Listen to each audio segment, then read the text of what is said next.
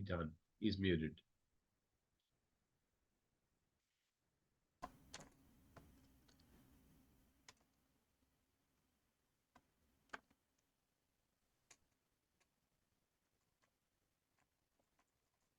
Go. Okay, go ahead, Sid. Actual geek tech question. I have an X1 tablet, and the little battery has died that keeps the clock set. So every time I start it, it beeps at me because the clock is off. Of course, being a tight little unit, there's no way to get inside to the battery. I have no good ideas on how to do anything about that. And whose brand tablet was it? You said it was an X1? Yeah, it is. It is a ThinkPad X1.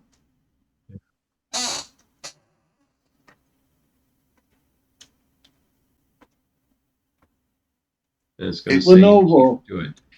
It could be that there are tools available that, if you're really cautious, you might be able to crack open the case. But I don't know if that'll help. There is a internal battery in the Lenovo ThinkPad X1 tablet generations 1, 2, and 3 that can be replaced, but the number and the placement of screws to remove may vary by generation. So you need to do a bunch of stuff before then, according to what an AI thing just told me to do. Sometimes they say there's 5. That's a Gen 9. This is a Gen 1. Yeah. Well, I'd look and see if there's probably 5 or 6 screws that are holding some of these things in. I'm not sure if you have to disassemble on the back cover assembly, if it's glued on or not.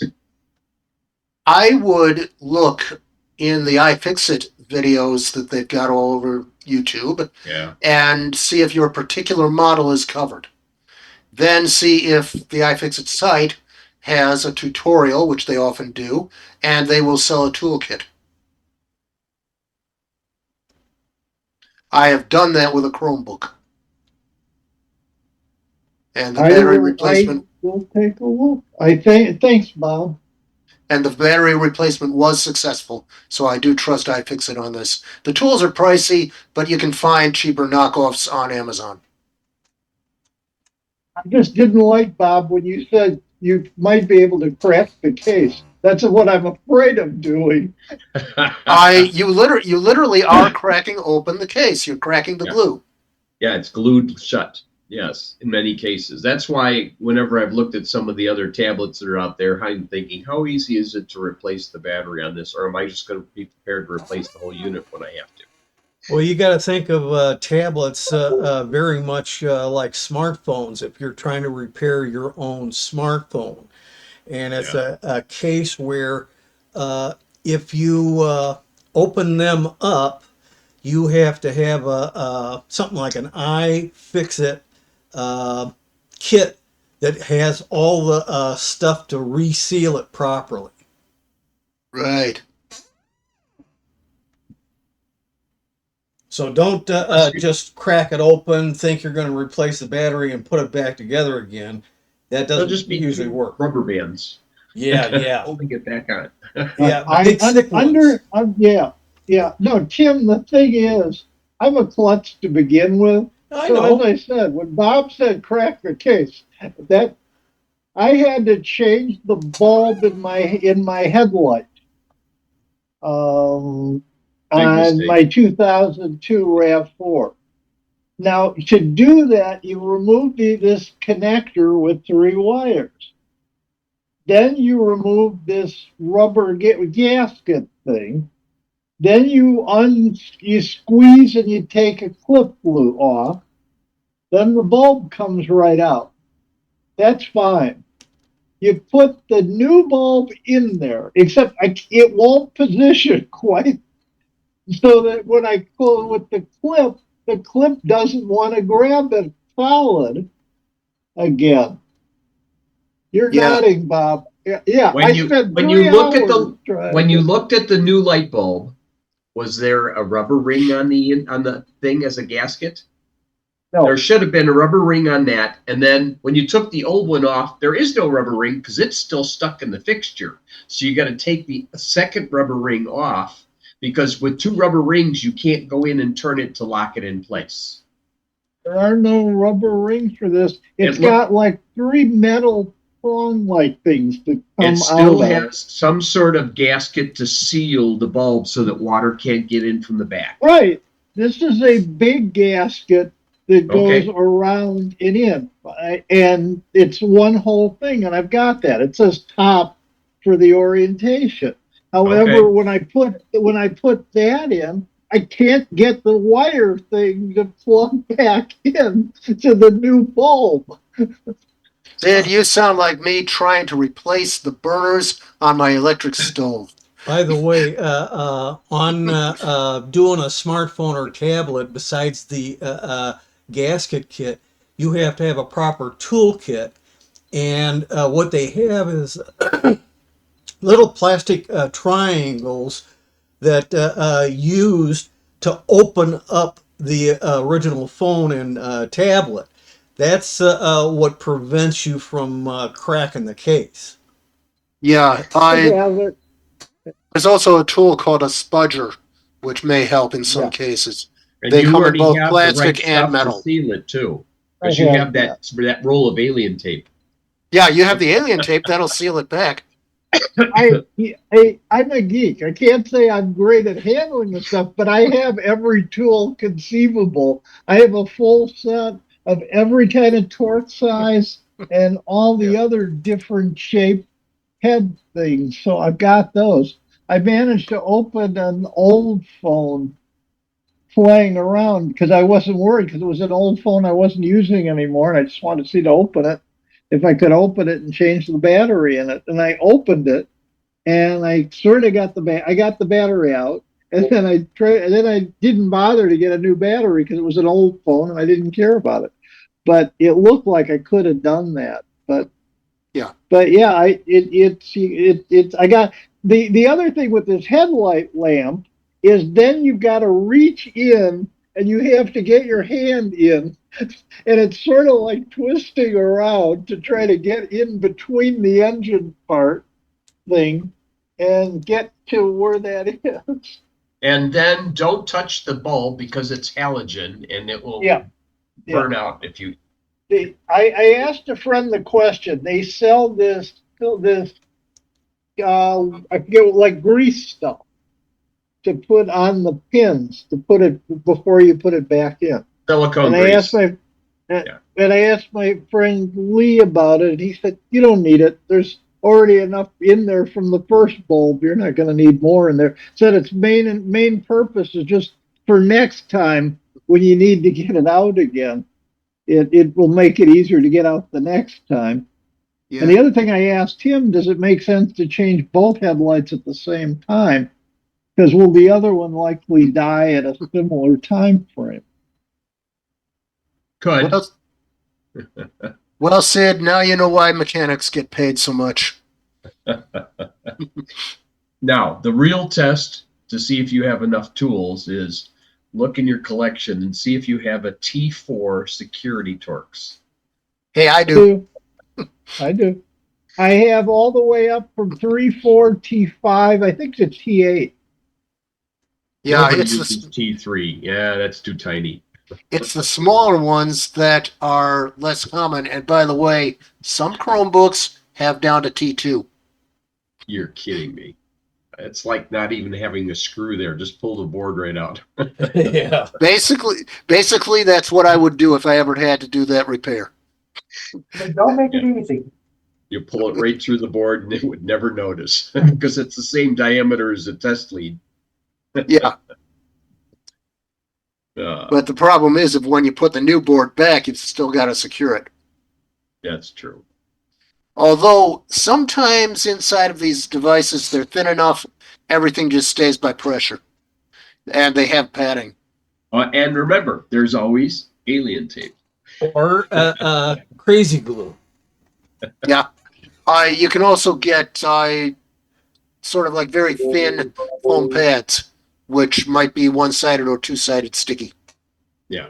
and that might work. for inside a case because the case will confine everything. Yeah, it's not going to go too far. Not inside these thin cases. That's true. Well, it depends on whether they drop them too many times or not after they've been repaired. You know what? I don't think even dropping, if it's really under that much pressure, I don't think even dropping would dislodge anything in any serious way. At least not a battery, because Yeah. battery cables are plugged in. Yeah. In most cases, yes. Well, at least in my Chromebook they are. They're not soldered. You have a replaceable battery in your Chromebook or no? I did. I You do. I Oh. had the old battery I put out to the battery shop for recycling, and I put a new battery in. And I only did that because I was already going in there to get the Write Protect screw out so I could put Linux on it. It was at its end of life for updating. So I Time took to put out something the else on it. Yeah. I took out the physical Write Protect screw and I put on Xubuntu and I was fine. I had to put in a new BIOS. That's an interesting little exercise in programming, command line style. Did But, you have to do anything exotic, like using a 3-wire interface in an internal bird connector to reprogram the BIOS, or was it able No. to do it itself?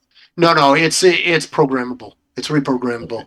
Okay. Basically, it's a curl script, and what you're downloading is a script to flash the BIOS. So it will actually perform a flash maneuver. Okay. So And it's allowed- very similar to a regular computer in that regard, except it's much more sensitive. And it just didn't say to put the floppy disk into drive A. It's not that old.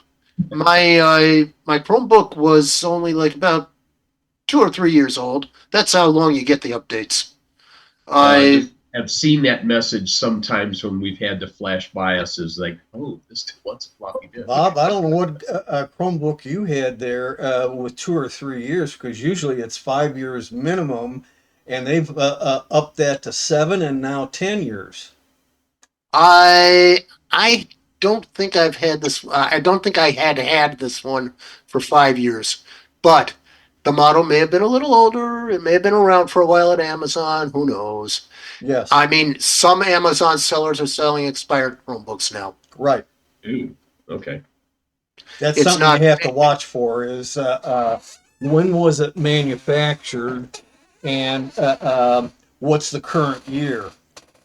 Yeah, Amazon has a policy against selling expired Chromebooks, but people still, some sellers still do it, Yeah, and it still shows up in popular websites where they repost these deals.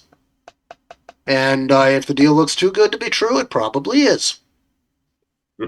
Unless, of course, you're like me and you can put Linux on it. But then your school won't like it because you won't be able to use their software Yeah, more than likely. or their network. Wow. I think if we had Pete here, he'd be able to tell us some stories about not being able to use the network if you change certain things. And Well, trying to the use same, trying to do Linux on a network that was institution owned. oh, so do they have a specific type of unit that was allowed and other ones were not? yeah. Schools in particular, education ones, they may come pretty well locked down, and you got to be a real good engineering type person to be able to use them for like a Linux laptop. Yeah, And just they wouldn't accept if you spoofed the MAC address? the main problem is the protocols for logging in, and there may be certificate issues as well. There's going to be in Windows 11 an update, the 2024 H2 update, and one of the things that's changing are the Microsoft certificates. This could throw the whole world of dual booting into chaos and USB booting because all the certificates are going to be bad. Well, that will be on that nightmare. Right now, the recommendation is don't do the things that are going to make that happen to your computer, but eventually it's going to be mandatory. But you're And then- saying it's the root security certificates changing for Microsoft. I believe that's the type of certificate it is. Okay. I so don't this think is- it's. Yeah. I This don't is think the it's like gold TB. I don't think it's. Oh, actually, it's Secure Boot. It's the Secure Boot certificates, and those may be root certificates, but it's Secure Boot, so that you can boot from USB. Okay. But the thing is, any certificate has to have a certificate authority, and Yeah. it has to have a chain of command that goes all the way up to a root certificate that is able to be validated. And if And that micro- root certificate expires or is invalidated somehow or changed, you basically need new certificates. Right, and Microsoft writes their own Secure Boot certificates. They're also they refer to them as keys. There are also TPM keys, not to be confused with those. Uh-huh. But it's the actual Secure Boot keys that will be changing, and then you're going to have to change all your USB boot media, and Linux will have to catch up. Yes, Sid. I don't know if you guys saw it. Broadcom has made VMware and Fusion Pro desktops free for personal use now. You can download them from their website. That's very No, good. no. And what's funny, if you run an older version, you have to first be sure to delete it. It says it in the instructions. You have to delete any keys that were there from before, because if it sees the keys, then it won't go into the free mode. And this is for perpetuity Yeah. or just well, this week? it's Broadcom. Who knows? But Mhm, yeah. and the big one is that it includes Fusion. Proxmox is great for doing most stuff. But the thing about Fusion is with the M chips now with Apple, there's no they don't do a version of Boot Camp anymore. So if you want to run Windows stuff on Macs, this is about your only option. So Fusion being free for the Mac side is where this is cool. Workstation is useful, but as you said, who knows how long they'll keep it free or what they'll do with it. But Fusion on the Mac is a good thing because again, there's nothing else you're going to use on the M chips Mhm. that's going to work. There was an article about the death of Hackintoshes because all the new drivers need Apple chips, and so you're not going to be able to run Apple stuff on a non-Apple system anymore. Ooh. Well, that's scary. Well, Well, as long as you- The main shift has been over to ARM from Intel. Right. And because it is RISC instead of CISC, complete instruction set, there's a lot of stuff that won't run. Much of that stuff is being ported over to ARM, but they haven't got the Hackintosh done yet, and they haven't got certain other lesser priority things done yet. Eventually, probably everybody will do it. Windows is already getting to the point where you'll be able to do it. I think there's a form of Wine that also will do it. well, it'll be interesting to see how it's handled because it's sort of tolerated it, hasn't really supported it in the past. Yeah, certainly not running their OS on anything else. Yeah. Definitely. Do we have other questions? People raise their hand if you have a question, and I will go ahead and call on you. Go ahead, Sid. Oh, if other people have questions, feel free to let me go. Another new toy I picked up from Amazon. Let me turn the stupid blur thing off. There we go. Turn the blur thing off. It's the Okay. Magic Cello. It's a puzzle kit. I don't know how many pieces, at least a couple hundred, but you build the cello, and when it's done, it actually plays a nocturne, It doesn't say whose nocturne on it. It just says that it plays nocturne in E flat, opus 9, number 2. So somebody's nocturne number 9, but it doesn't say who. Supposedly, when it's done, it has the music box mechanism comes in there, and supposedly when it's working, the bow actually moves back and forth across while it's You playing. sure you got the cello? That looks more like a ukulele. Yeah, and it's not a limoncello either. But yeah, Amazon cut the price from 46 to 23, and I figured for 23 bucks it was worth trying to play with. They have a piano version as well, and they have one other instrument. Well, it's a lot Kind of cheaper. interesting. It is a lot cheaper than a real cello, and I know that those cost by experience. I'm sure. I'm sure. One of my We'll daughters see. has a cello, and my wife has both violin and viola, and other daughters another violin. We had almost a string quartet, except Andrea wasn't into those things. She was into the reed instruments. Interesting stuff. Other questions? Anyone else bring questions for open forum today? Go ahead, Sid. Not a question, just a thing from last time. We were talking about 6.0 coming out of Zoom. So to make the people who don't like zeros happier, it's now 6.0.4 is the latest one out. And it moved up quick from 6.0 to 6.04.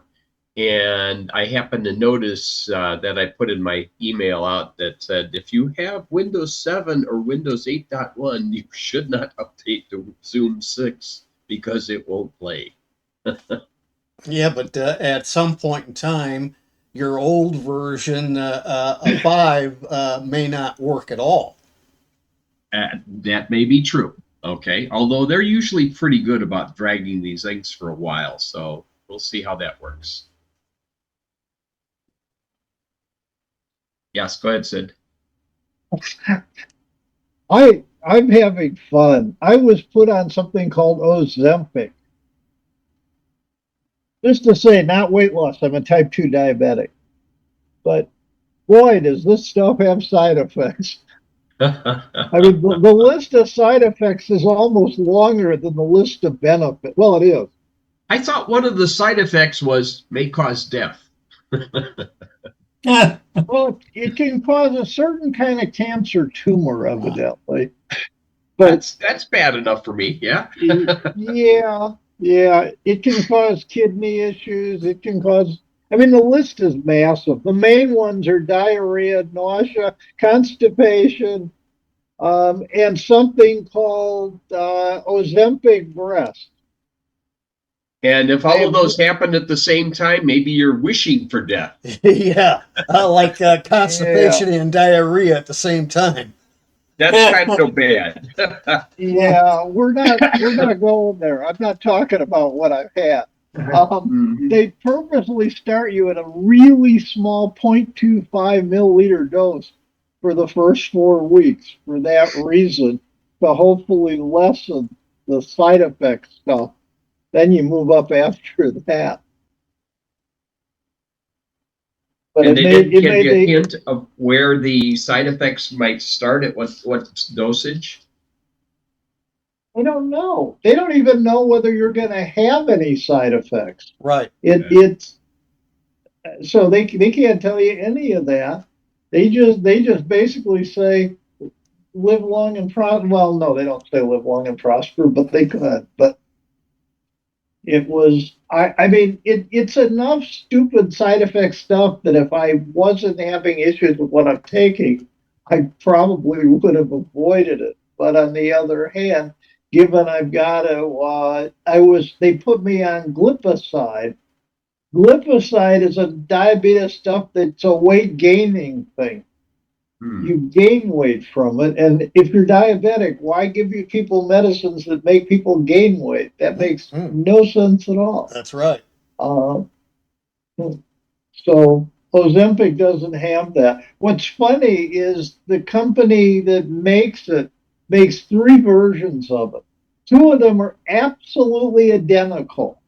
One is Y something, it's our WY, and one is Ozempic. Same medicine, totally same medicine. What Ozempic is for diabetics, and the WY one is approved for weight loss. They It's in a come different in package. in a very different, actually significantly different. The diabetic one, Ozempic, comes with multiple doses in a pen, and you replace the needle each week. The diet one is the whole pen is one use, and then you toss it. And then they have a new one, which is a pill that you take every day. Okay. Hopefully, I don't have the same problems. I think the cable on this mic wireless this camera is starting to have issues. Yeah, I had to pitch a webcam where that happened. And this isn't that old either. But I was plugging it into a connector that goes into the cooler underneath here, and I thought, well, maybe that's it. So we'll see. In my case, I was just straining the cable too much. Well, I keep bumping the cable because it's right over here next to my cup, and I bounced it, and then all of a sudden, oh, your microphone has changed. your video is off. Yes, but go ahead, Sid. Okay, next thing. I don't know if anybody here is into tablets. It was active a few days ago. I haven't looked in the last couple. You could pick up one of the Google tablets. They were offering $3.99 in trade-in for any iPads all the way back to Gen 6. And given the price of the tablets, $3.99, it makes it free if you have a Gen 6 or later iPad. Mini or full size, doesn't matter. $3.99 they were doing trade-in for a $3.99 device. Interesting. No, I only went to the Fire tablet because I just needed something that I could replace my original Nook with, and the original Nook died, and I still haven't recovered it yet. I understand you can get a good deal on those. They regularly have fire sale.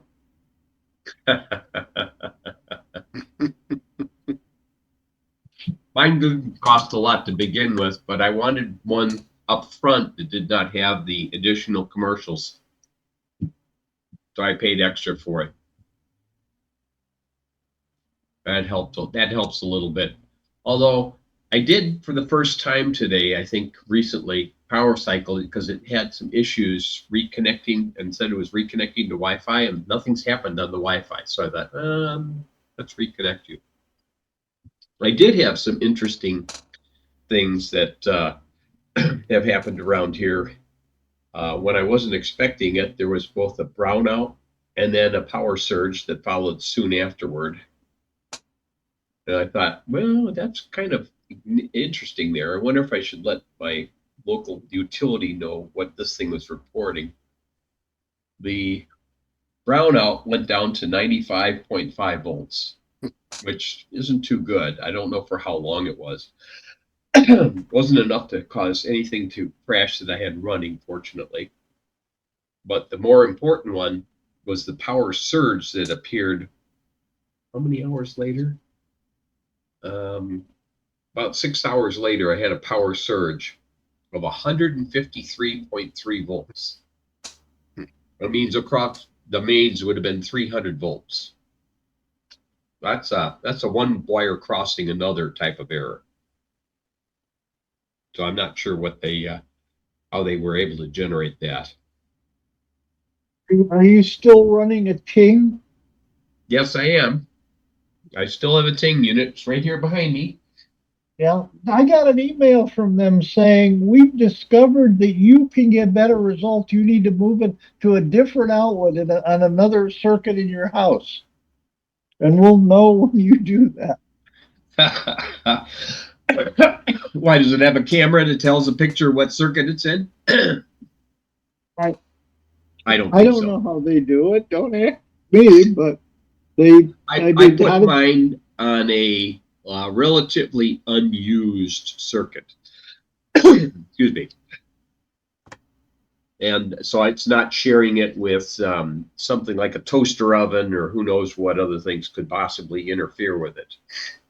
But anything that turns on and off with any possibility of like a relay arc of some sort would cause it probably some heartburn.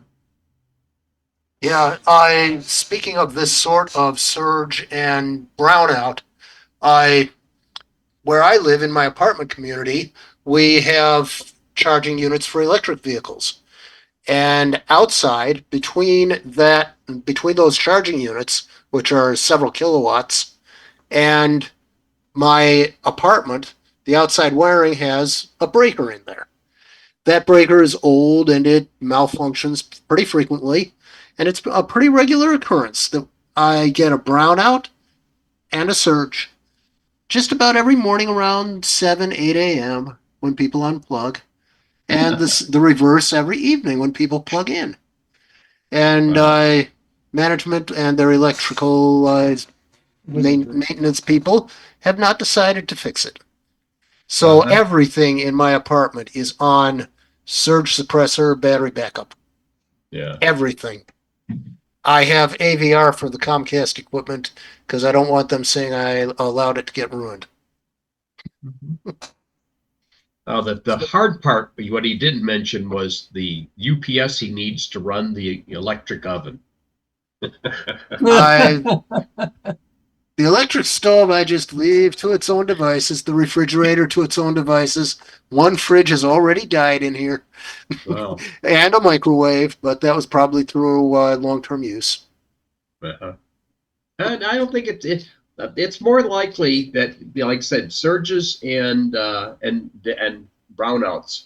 I had brownout kill one refrigerator because it went down to 90 volts and stayed there for 4 hours. And when I complained to ComEd about that, then they just shut power off completely.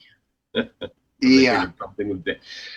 But it was too late. It took that old Amana fridge compressor out, and I had to have it. I was looking at having it replaced. Or they replaced a starter relay, but that wasn't enough. Ended up replacing the fridge, and that was 2 fridges ago. Yeah, the take-home lesson is, if you have a house, for example, you can get a whole house surge protector. Yeah. And it'll give you some protection. And many newer houses already come with them. Well, it'll protect you from surges. Doesn't protect you from the dips. No, for that you need a whole house battery, and there are getting to be more of those. At least in my neck of the woods. In my neck of the woods, anyway. Elon will sell you one, right? Well, we've got MIT. We've got MIT out here. They constantly innovate stuff, so the batteries are all over the place here. Yeah, you open up the whole house battery, and inside it there's about 100 16550 cells, right? There's a lot. It's like a fair-sized Cybertruck. Well, who was the one that did the power wall? Powerwall was Elon. That was Tesla. Yeah. Tesla. Okay, yeah. Tesla Powerwall. Yeah, that's what I thought. Yeah. I wasn't sure if they're still pushing that or not, though. Yeah, I keep getting emails from them. They do still exist. They lay off everybody in that division. No, that was they their laid off the truck. superchargers. Yeah, the supercharger division. Yeah. And they've had to backpedal on that. But his original goal of getting rid of the one female employee has been achieved. This is a man who does not get along with professional women. Oh, and that was the reason he decided to disband that group. I didn't hear that one. Okay. There was a report that there had been an uncomfortable conversation about how to manage the unit, and she didn't want to lay off so many people. Oh, so he laid her off along with everybody else. And then he realized his mistake, but it was too late to get any woman to work for him again. Word was out. Elon, this includes the supercharger you're using right now. Yeah, he probably figured that out. Yeah, probably too late. Okay, we have another Sid question. Yeah, go ahead, Yeah, Sid. have you looked at the Minis Forum S100? No, I haven't. Do a lookup on it. MINIS Forum space S100. Do a lookup on it.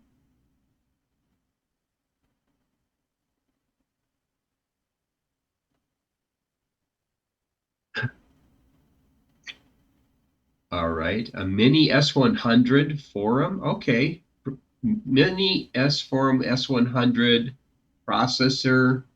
Looks like an Intel N100 4-core, 4 threads. Yes. Yeah. Comes with Windows 11. You can power it over with PoE. Well, as long as you don't, it depends on which PoE you have to supply it. There's levels of PoE that you may have built into some equipment, but sometimes the higher PoEs that do 45 and 75 watts aren't built into those pieces of equipment. You can Interesting. also power it over HDMI, or you could plug it in a USB-C to a brick. Here, let's see. You can also get Pico power adapters that plug into a laptop type supply. There's only about 3 connections on the whole thing. So don't expect miracles, but it would probably work with that N100 processor. I mean, I have a number of the power injectors for access points that I've collected over the years from the old Cisco ones to some of the other ones that were produced by Motorola Symbol, the higher power ones as well. Because I used to have to run some of these things in my house here, and I didn't have a power over Ethernet that would supply the extra power for the tri-band units. But it sounds like one of those would work fine.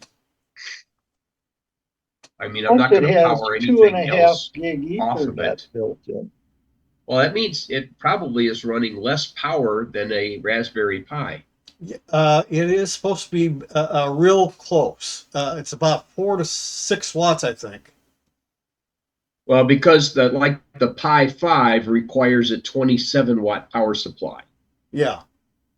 Yeah, especially the new Pi. So the big Pi, like I said, those require more. The older ones probably got by on a 15, not quite 15 watt, a little bit 18 watt. That's what they need, and they standard power injector is 15.4 watts. So it's 15.4, 30.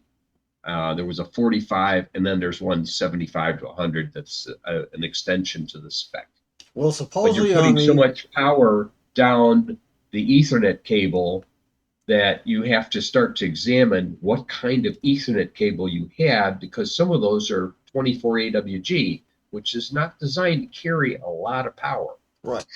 So they got to put power down more than one wire, and there's only so many wires you can use to sneak power down without smoking something when you plug it in the other end. Like, oh, that was the power plug. If I remember right, the N100 in idle has a wattage of 0.4 watts. Well, in idle, I don't worry about it too much, unless there's some way for it to have a boost battery or something alongside of it that has been charging all day, and if it needs to run extended power, it can tap that. But Well, it depends on the way you're using it. I have seen some videos that some people, just like they use Raspberry Pis as a NAS server yeah, computer, this N100 is being used for it, and idle power draw is one of the big things on low energy type NASs. right. 253. I mean, I have my NAS though is using a similar chip. I think it's a Celeron 4125 or something, quad core, but the whole box with the discs running is only 20 watts. So, and that's got 2 4-terabyte drives inside of it as well. So depending on how you have things organized, the NAS application can be designed to run very low power. I think that was one of the selling points on my original purchase of that. It was a little pricey at the time, but I didn't want it to sit there and suck so much power and then have to pay for the power to keep this thing running. And I figured a different way to reduce the power on it to almost nil. It's if I need to use it, I fire it up, do what I need to do, and then at 2 o'clock when nothing's happening, it decides to go to sleep. Oh, also So on that N100, Yeah. it defaults to 800 megahertz, but it can be overclocked up to 3.4 gigahertz. Yeah, but then you better have the bigger power supply sitting there. Sure. Interesting. Okay, let's see. All right. I will keep that with that link open. We'll look at that further and see if there's anything else that would warrant a future program on this, maybe. Does look like an interesting box, though. So, okay. Let's see what I got here. All right. Before I go into my program, any other questions that somebody has to have answered before we start? Okay. In that case, I will go ahead and share. All right. And share. Let's see if there's any differences here with this new version, because I upgraded here as well on this machine. So, okay, application upgrade issues. Yeah, go away there. Yeah. This came in for several reasons of application upgrades. Applications, whatever you want to call them, we have an issue with them. It's a love-hate relationship. You can't live with them or without them. I want to focus on some of the problems that occur when attempting to upgrade to a newer version, specifically for some of these apps. Most of the time, you don't even know that an upgrade has taken over or has replaced the thing that you've been using for who knows how long. Only sometimes can you finally figure out that you see a little difference in the user interface or the behavior of the app to give you a hint that, oh, I better go check the version. Oh, look, the version has changed. Oh, that's why this is different. Most of the time on your phone, the apps are upgrading seamlessly and you have very little interaction with it. It just happens. Either you have all apps turned off to upgrades or you have them turned on. And even then, some things will upgrade even if you have Google Play turned off. Because they make a decision that they need to upgrade to remove or add functionality. Your hint that an upgrade may have taken place is that sometimes your quick launch icon on your homepage moves. The thing you're looking for is not there, and it's down below, and it's with the rest of the apps again. So it disappeared off the home screen, or it's moved, and it wasn't something where you actually grabbed a hold of it and slid it off to the trash can.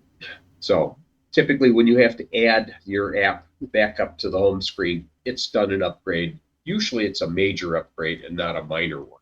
Maintenance point upgrades usually don't cause that.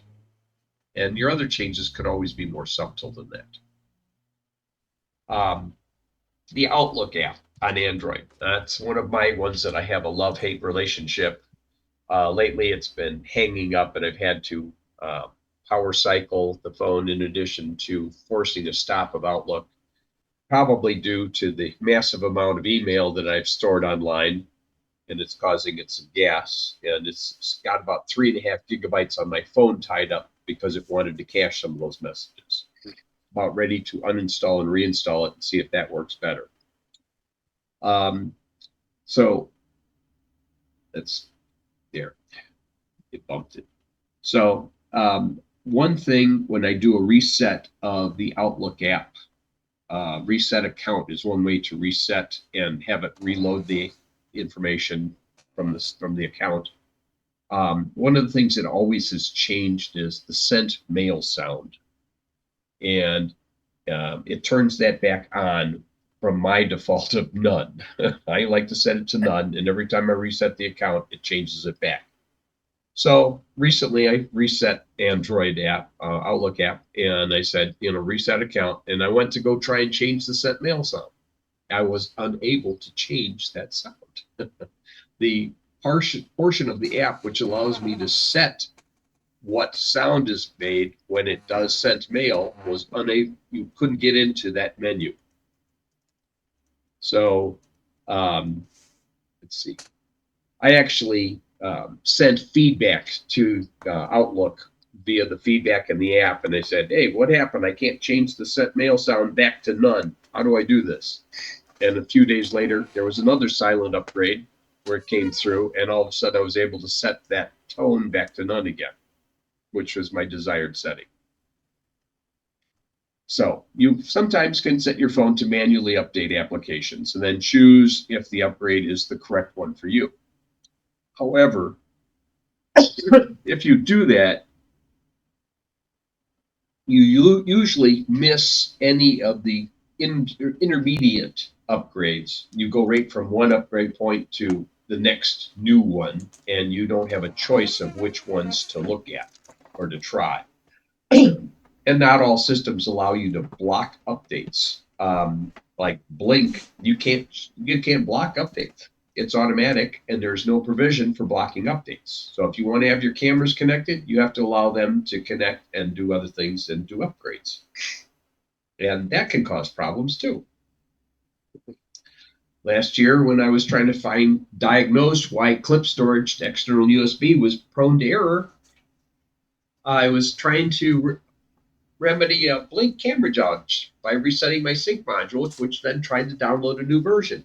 And I just happened to do that at the same time the Blink servers were offline or having some major problems. I'm not sure what it was, but probably because everybody else had downloaded a buggy sync module download, ran into the same problem. I even went so far as starting to prep a second sync module for use to switch over my cameras to, but it never actually required it. That one updated, and then my primary one updated. So it just was an outage with Blink that had caused the error.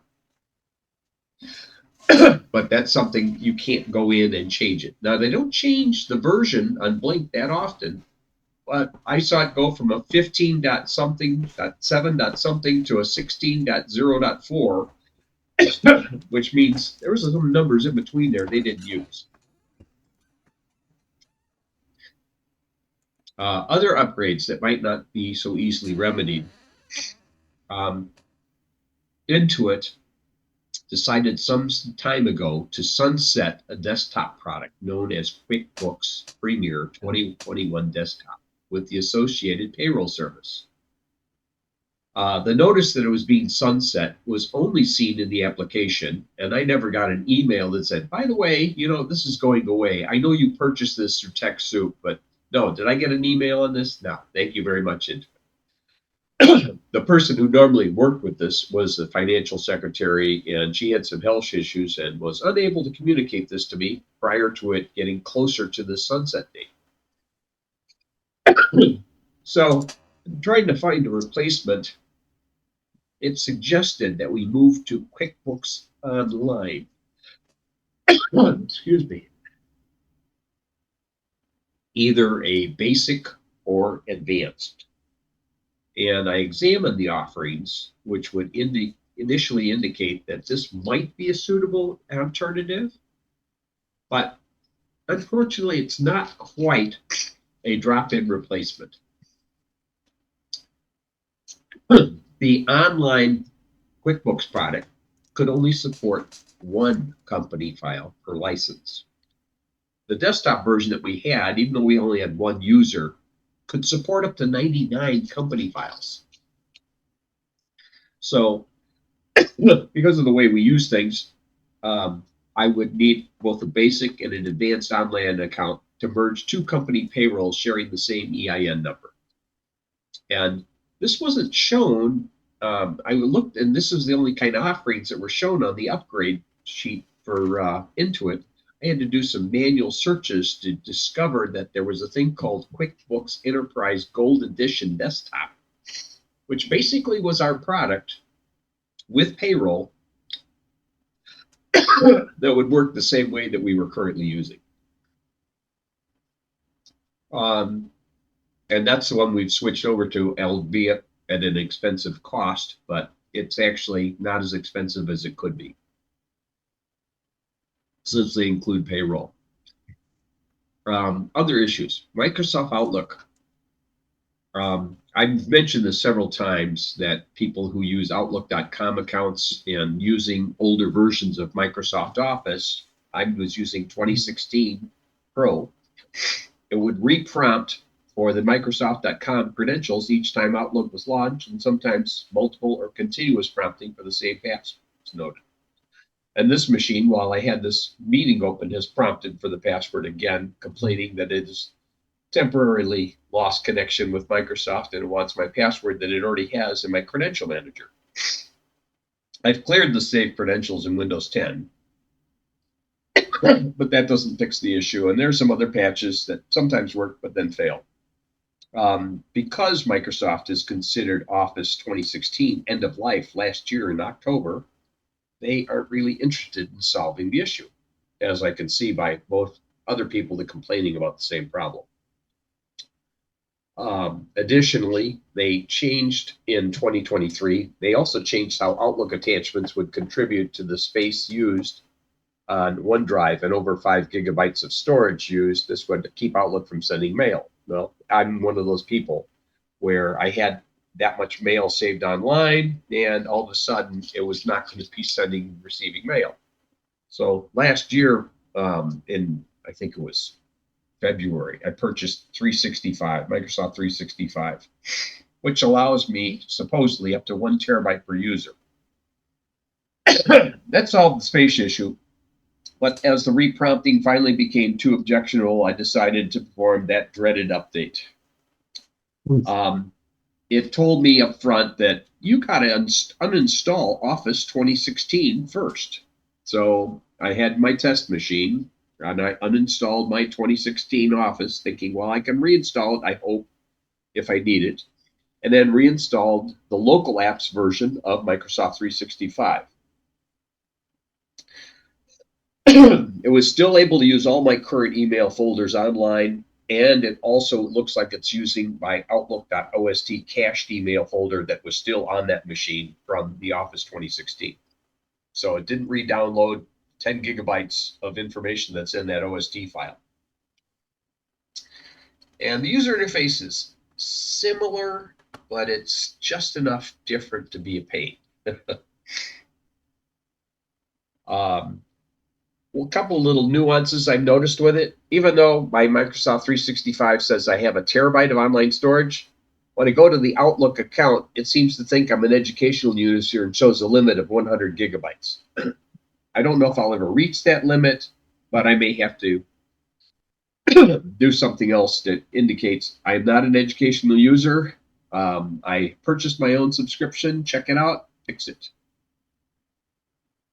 The default storage for files. Always wanted to use the OneDrive for the storage. Yeah. But so many of the cleanup tools, whenever they're run to clean up temporary files and other stuff, say, you got to shut down OneDrive, you got to shut down Chrome, you got to shut down Edge. So I shut all those down. And why should I start them back up again if I'm not using them? So I've seen some files syncing to OneDrive that I did not set up or approve. Yeah.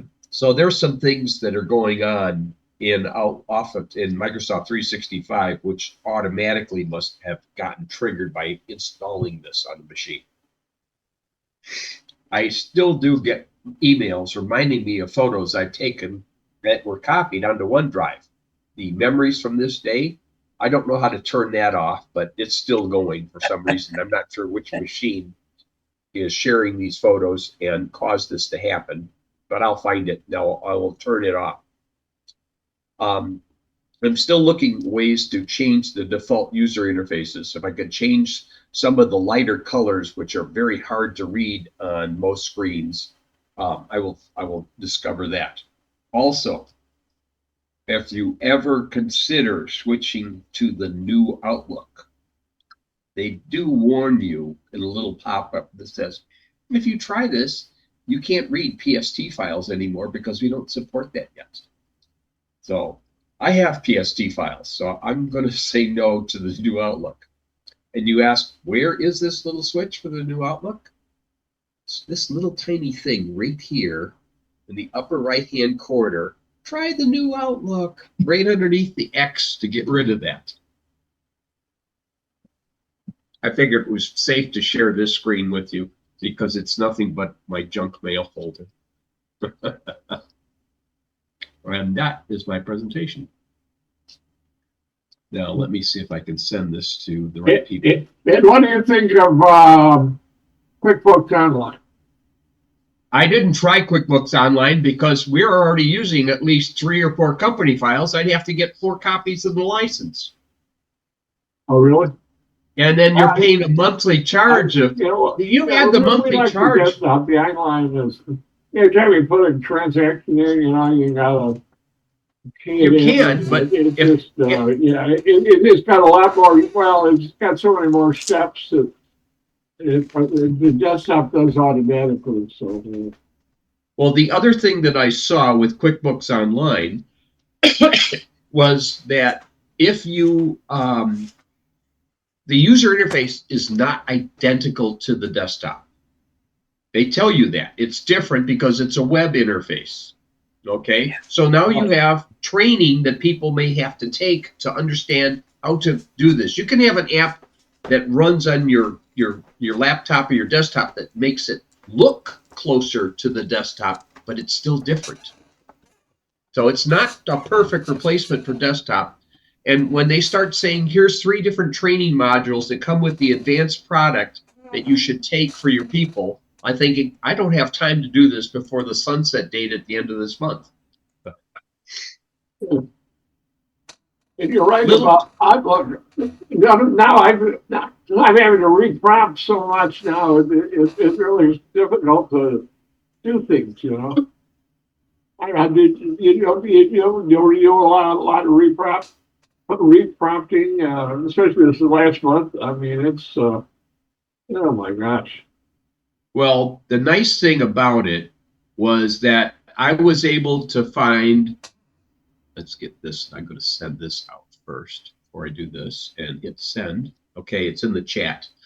The QuickBooks Enterprise Gold Edition, you can actually, if you're QuickBooks Premier 2021, you can get an upgrade and upgrade the desktop, and it's like $960, somewhere around that. It's expensive, you're right. Yeah, it's expensive. It's not cheap. But since we bought our QuickBooks Premier through TechSoup as a nonprofit, it was pretty much like $150 or something when we bought it. So that's not too bad. They do not offer the Enterprise in TechSoup. They offer online in TechSoup, which you can get for, I think it's $140 for the first year, and then it's $140 a year thereafter, as long as you maintain nonprofit status.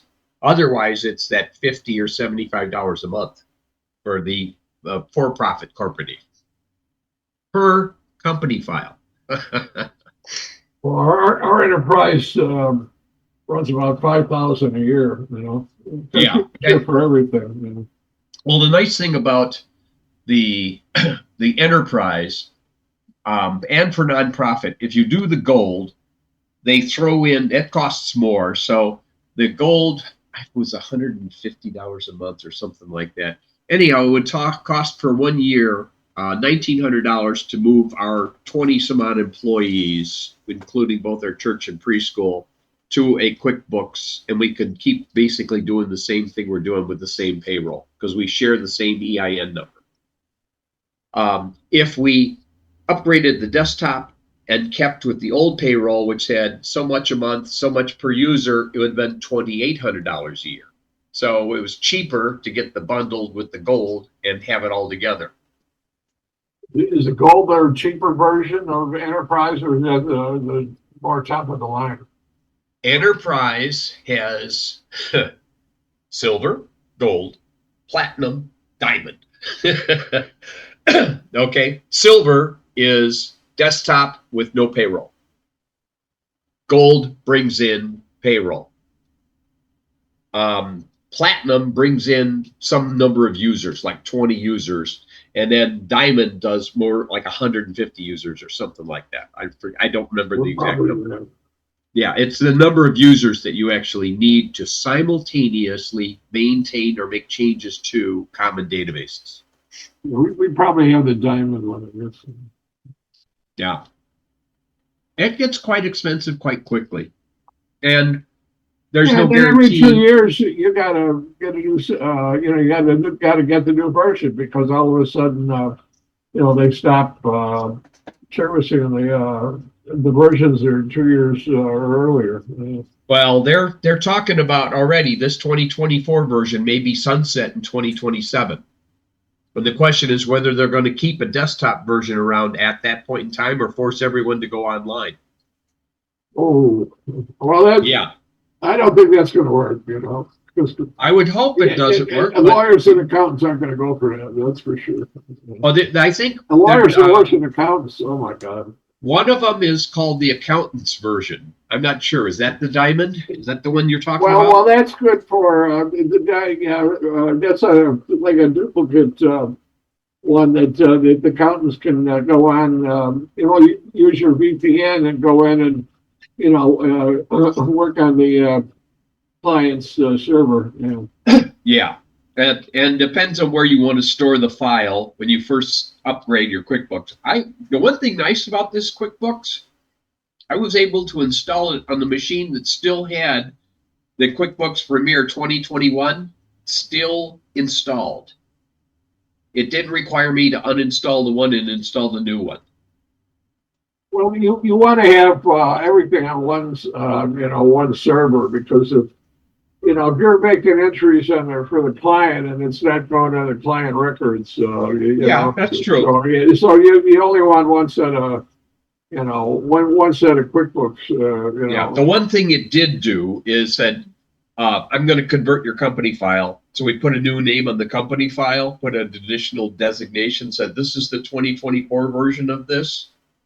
So once it converts the company file, it can't be read by the previous version of QuickBooks anyway. And the previous version of QuickBooks is pretty much going to be useless at the end of this month anyway, because it will no longer calculate tax because payroll is gone at the end of this month. So if you need to move to Enterprise and you're still in 2021, you're cruising for a bruising. We'll get there, but Well, anyhow, like I said, we moved to 2024. I still have to upgrade several more computers early next week. And then I see my hopefully, QuickBooks, it goes back to day one all the time, and it adds everything up very quickly. Where in the bigger systems, once you close out a month, you can't go back you can't go back and change the prior year. You have to run it through retained earnings or whatever. Equity. well, we've been using QuickBooks since 2007. Well, we use it probably longer than that. We've always had it. Well, it's great, But was able to find, it was very difficult to find the right person that could let me know about the Enterprise Edition, because the standard screens on the Intuit from the account that we had didn't show the Enterprise at all. There was like a hole, just on all the online version, like that's all they had.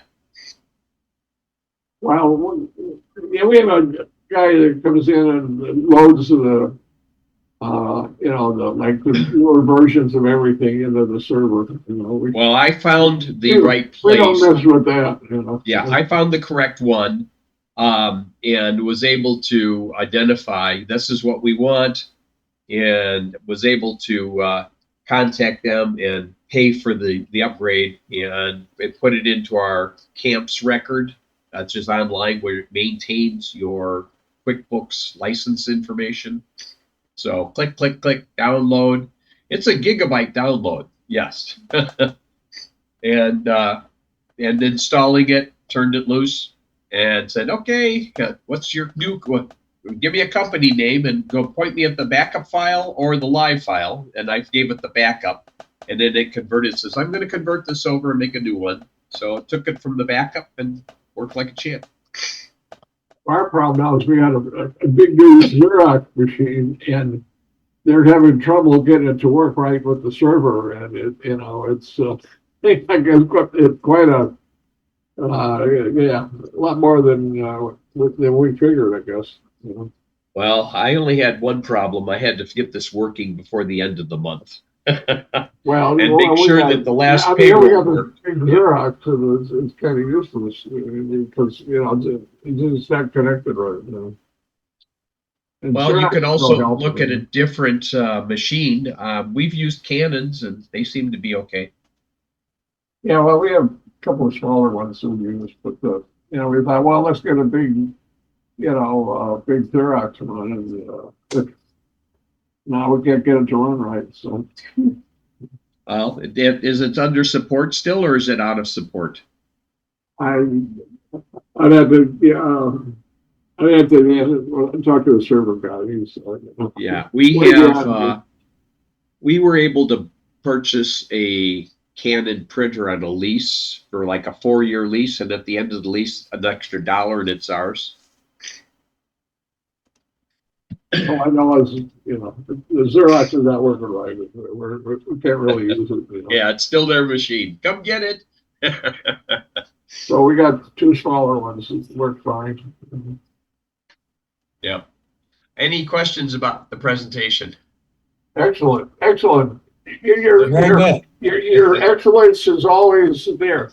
Oh, sidebar, how's your wife doing? She's doing pretty good.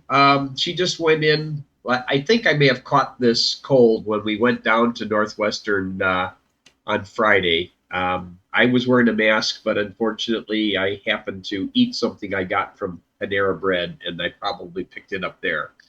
But she had another right heart catheterization to go in and check the work that they've done, and they said, "Oh yeah, you're doing pretty good here. All the pressures seem to be a lot lower." And they went and checked to see what blockages remained that they could not get from the original procedure. And if they want to go in and take them out, they'll need to go in and use a balloon angioplasty and take out the 3 on one side and the 4 on the other side, and then she'll be done.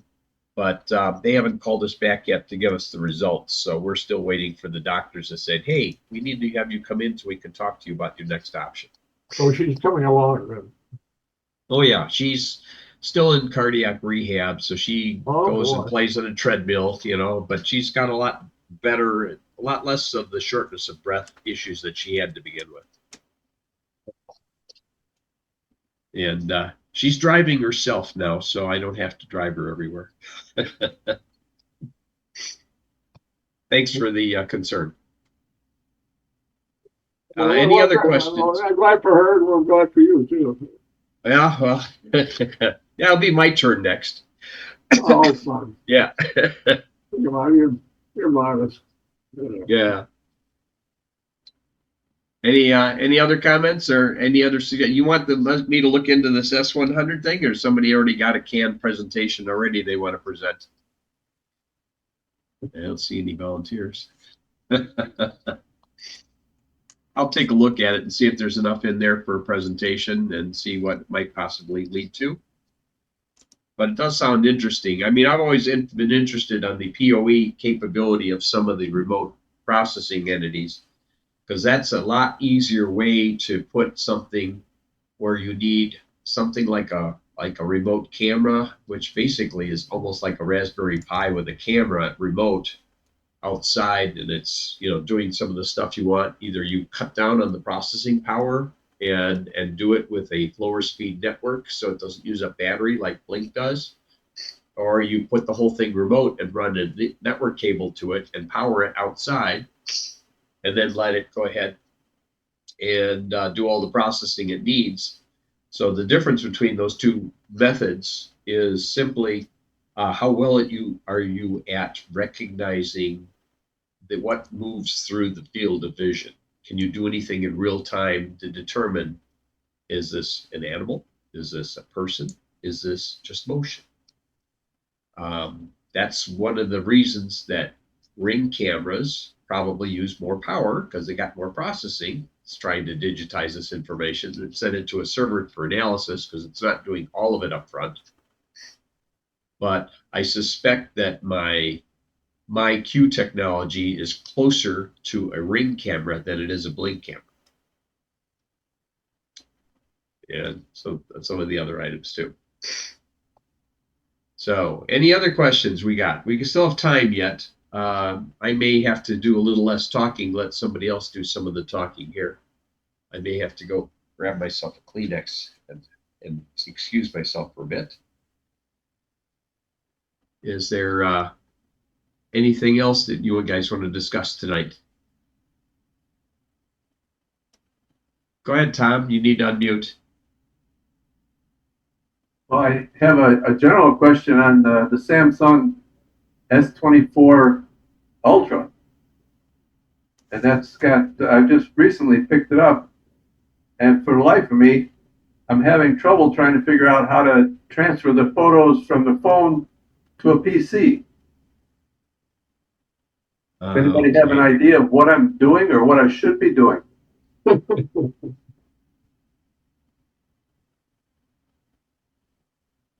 S24. Well, for one thing, Tom, look into Phone Link in your Microsoft operating system.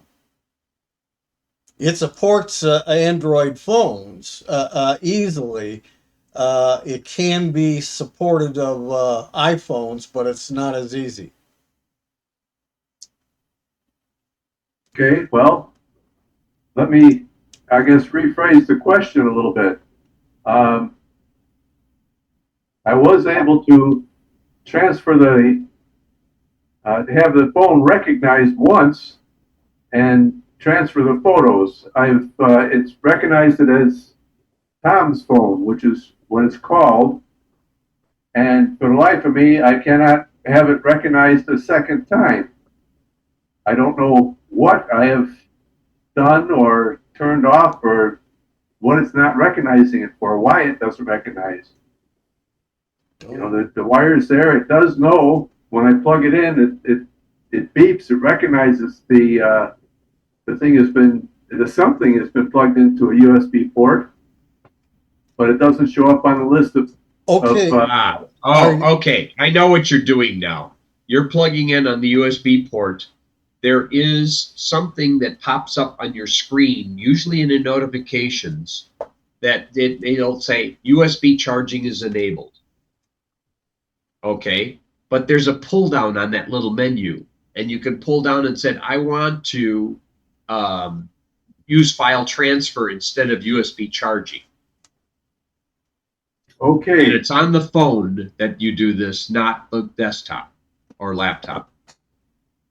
So you plug it in to the USB cord, and it chimes and gives you a notification that says USB charging is enabled. But now you got to click on that and said, I want to do file transfer in one of the menus in that pop-up. And then it'll allow you to see it as a device, and then you can transfer files back and forth. Okay, so you say on the phone I have to do something saying file transfer. That the default when you plug a USB cord into a phone is to charge the battery. That's all it's going to do. It's not going to transfer anything back and forth.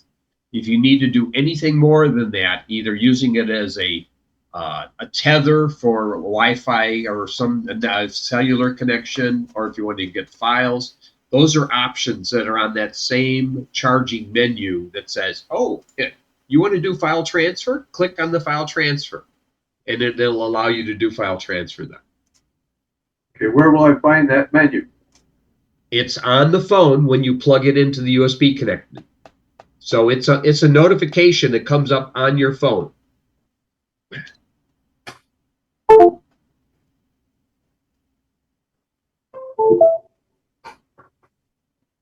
Okay, I can tell you that I just plugged it in. You probably heard that. Yes. And now it says USB charging is enabled if on a notification that you got. Pull down from the top. You see it? Okay, it does tell me things like device control, media output. Let's see. USB for file transfer. Yes, there it is.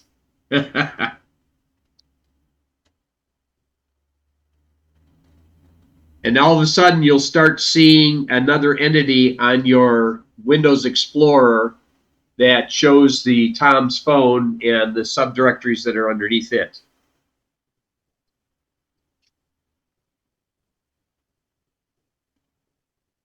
Usually it's down in the list underneath Drive C somewheres, but I've seen it on Windows 10 for that, and it appears there.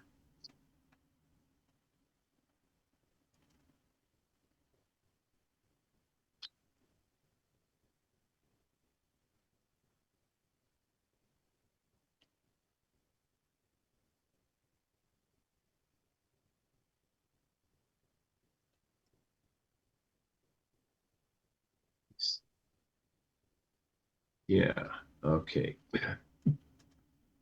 Connect the phone, swipe down, notification, select file transfer. How about selecting transferring images instead of transferring files? Now it's working now. Well, no, I didn't see that Tom's thing come up on the PC it's connected to. I use Windows Explorer, and then I see a directory that says my phone name on it, and I can click on it, and I'm in my phone basically looking at its file system. Okay, I'm in Files Explorer. Files Explorer, yes. You're using Windows 11, that's why. Windows 10 is what I've got. It is? Okay.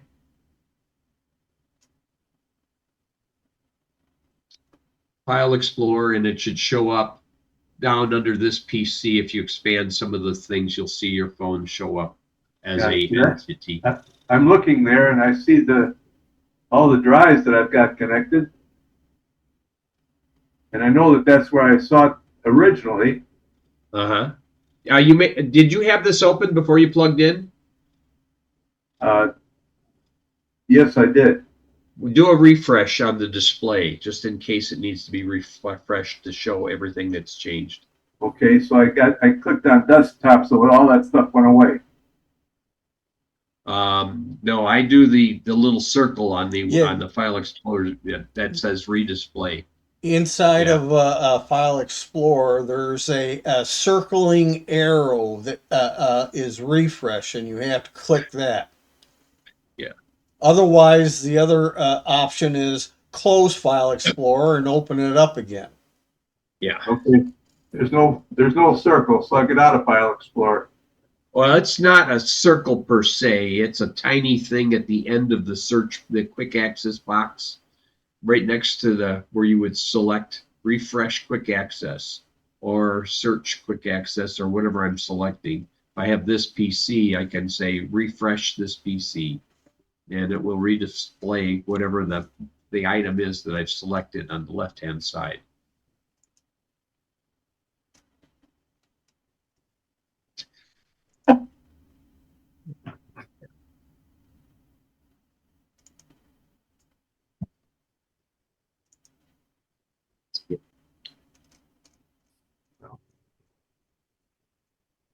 Well, I've again gotten out of File Explorer, so I see the main menu with all the icons of everything. I'll click on what would you call this? A little File Explorer. I'll click on that and open it up.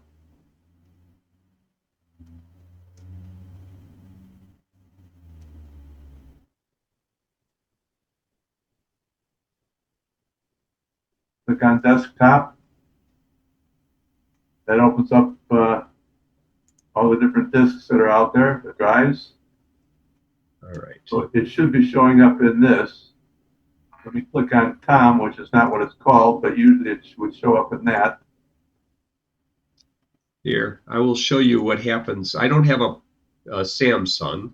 I have a Motorola, but Well, I'll it do doesn't this. matter. But here's what, okay, so I'm sharing this. It's showing this right now, what's on my PC. All right, I'm going to pull down, I'm going to say, turn off the USB debugging, and I'm going to do file transfer here. Tap for more options, file transfer. So all of a sudden, okay, I just heard, there, it just showed up, and right there is where this new device showed up, right here in the middle of the screen. Yeah. And that's what you're going to see, and then you can see, I can look at my internal shared storage, I can look at my SD card. But you have had to gone in and do the USB preferences and allowed file transfer or tethering or MIDI or PTP or all kinds of stuff. Yeah, there's a lot of options. At least on mine there is. And this is, I think, Android 11, maybe it's 12. And then if I want to end it, I can just go ahead and tell it to safely remove. Basically unplugs it because I was in that screen. It decided to go away quick. But this is, I don't know if it'll show you my USB preferences screen where it has the other options on it. File transfer. I can't quite do it the way I want to do it, fortunately. But that's the technique of what you're looking for. You may have to check to see if there's anything that's blocking the device trying to come in, whether you have some other thing that's disabled. I don't think I've transferred on this computer before, so it didn't have to load any drivers or anything, but it was just able to go ahead and show the device right away by plugging that in.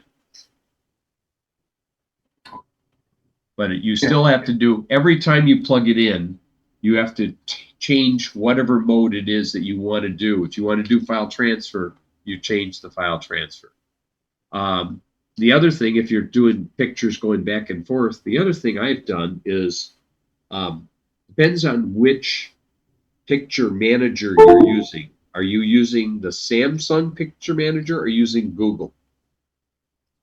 I believe it's Google. Okay, if you've already set up your photos to be backed up on your Google Drive and you set your Google account on your Samsung phone, all of the pictures that you have can be synced to the Google Cloud under your Google account, on your G Drive. So as you take pictures, I get all of my pictures on my phone automatically uploaded to Google. And if I want to look at them, I can just go ahead with a web browser on my PC. I can find all of the pictures I've taken, select a bunch of them, and download them now to my PC, and it'll make them into a big zip file and then transfer it to my PC, and I can unzip it anywhere as I want. Yeah, that's my preferred way of dealing with photos. And you can also do something similar with files that are document type of files. Yeah. I found what I was doing wrong. On the USB settings on the phone, Yeah. I had it set at file transfer / Android audio for the type of use of USB. And the choice I should have made was transferring images. Yes. And transferring images, now when I look over on my computer it's plugged into, now it says it's Thomas's S24 Ultra. Right. Mine has a separate thing for audio and file transfer. So I just have MIDI, I have file transfer, and there is an options on that screen. You can explore them, whether you want to convert video as well, when it transfers it. So if you look down at the bottom of that screen and scroll up, you're going to find some more options, I suspect. And one of them may be convert video and some other stuff. Yeah, there is something about transcode exported video. Yep. Yeah. So Yeah. sometimes it's easier to transcode it from the phone to your device rather than letting your PC sit there and chunk on it for a while you're trying to massage a 1.5 gigabyte video file and then come back in about 4 hours and it's still only 50% done. Yeah. Okay, thank you for this, because for the life of me, I was trying to transfer files and just wouldn't do it. I couldn't find it. But I had to be transferring images, not files. This is another way that you can use to back up. I frequently do use USB to back things up where I want to start taking photos off of the phone and I don't trust Google to, oh, you're safe. They're backed up here. Let me delete them for you. No, I'll delete them myself. So I go ahead and I will copy all of the photos out of the camera section. I'll copy them with a cut and paste to my NAS drive. And then I will copy them from the NAS drive back to my SD card on my phone. So I've effectively transferred them from my camera internal photos directory to my SD card directory, but I've made a copy of them on my NAS drive as a safety net in case something happens. Yeah. Well, when I originally copied them, I don't know how I tripped over this, but when I originally copied them from the S24 Ultra, I did a cut and paste. It moved them over to my computer just fine. When I went back to the phone to see how it was, they were all still on the phone. Well, then if the cut and paste was done from the computer, and the computer thinks that if you just did a drag, it thinks, oh, these are different disk units. I will do a copy function instead of a cut and paste. Okay. But if you actually physically do paste, it will actually delete them in the one and paste and put them in the other as it copies each one over. But if you did a drag, it will make a copy most cases. Not always, most cases. I qualify that because sometimes it thinks there's the same drive for some reason. It will move them. And then that means they're no longer in the original place. Well, the thing is, thank you. I don't care how it did it or what it did. I have found how to get at them now. Now you can write this down, and then when somebody else asks you the same question, you can share that little tidbit of knowledge as if it's yours. So that it's all yours now. I'm going to write it down because I'll forget it, because I got to it before and forgot how I did it. Yeah. Thank you. No problem. Now, alternatively, what I do with photos from my phone is I upload them to my G Drive, Google Drive, so that they can be shared with my computer, with some of my volunteer colleagues, and with just about anybody who wants to access them, provided I give them access. Yeah. And my main repository of my photos remains my backup hard drives. How do I get them there? Even though I do it through Linux, I just simply download from the Google Drive. Yeah. This may result sometimes in degradation of quality of the photos. Yeah. But depends otherwise, on how well Google stores it for you, whether you paid extra for a Google One account to say keep original file resolution or not. Yeah, because usually I don't worry too much about it. I'm usually just documenting what we're doing in field work, stuff like that.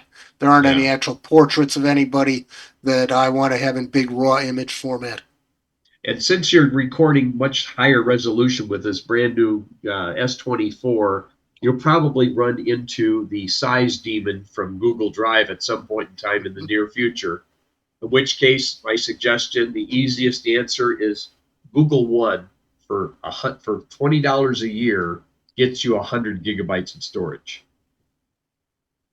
Okay, that's a pretty good price for 100 gig of storage.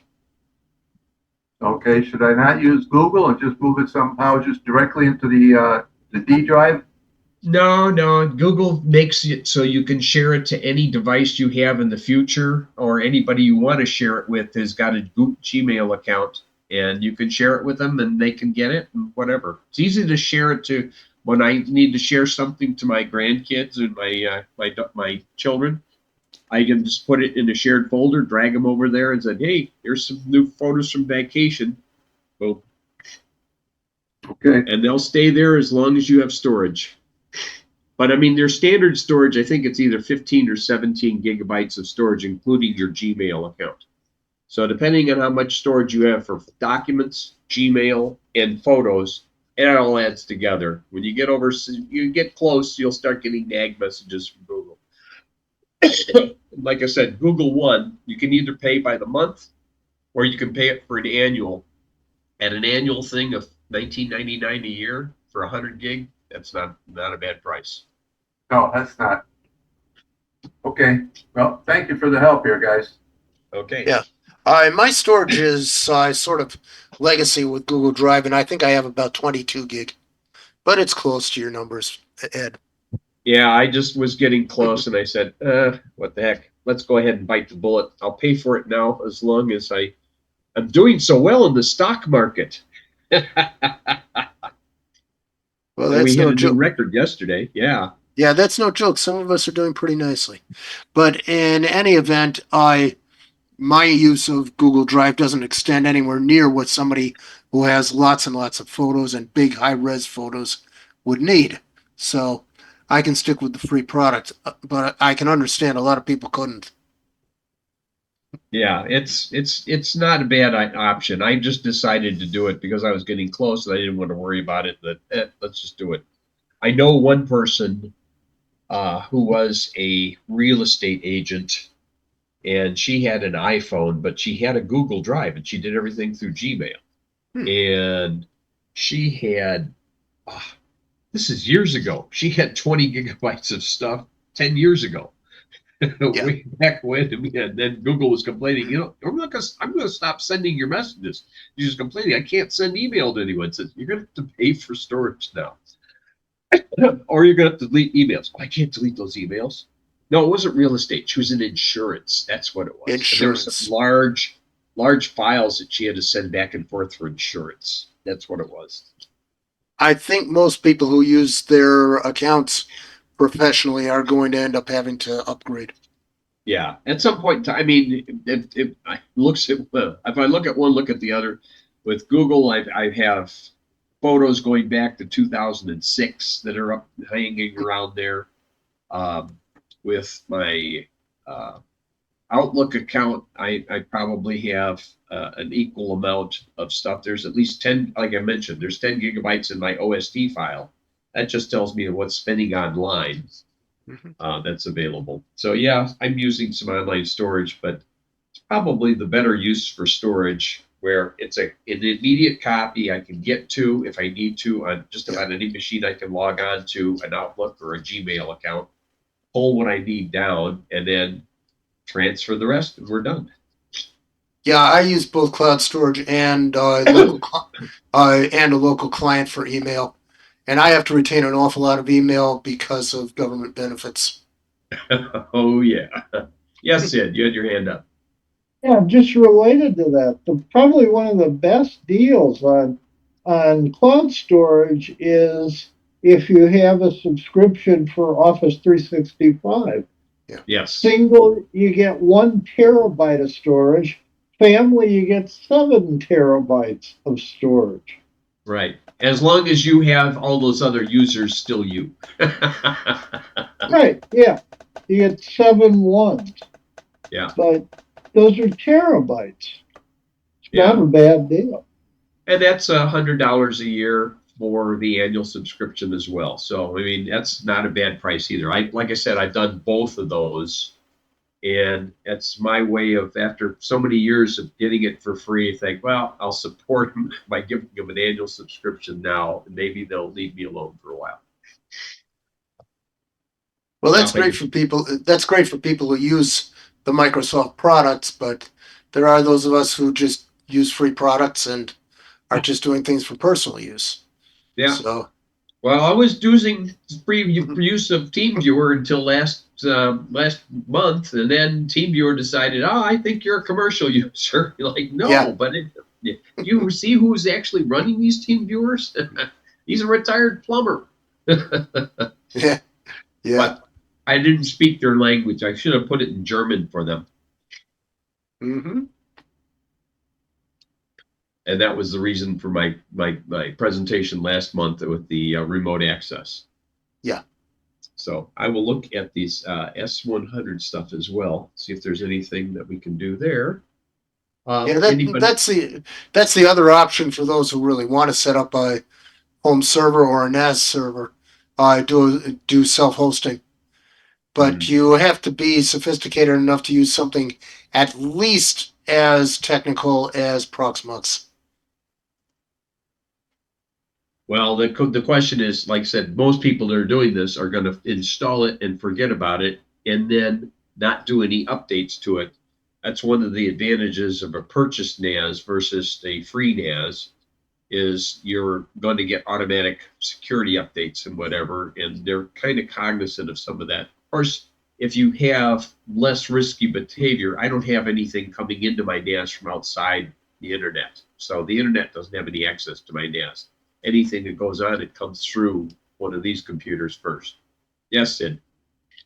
Now going on just Proxmox, one of our members, APCU, one of our members did a Proxmox test with multi Proxmox servers. If you have at least 3 machines, you can set up redundancy between them. It's really cool stuff. If you really want to get cute about it, put one machine at your parents' house, put one machine at somebody else's house, and the third one then is at your place.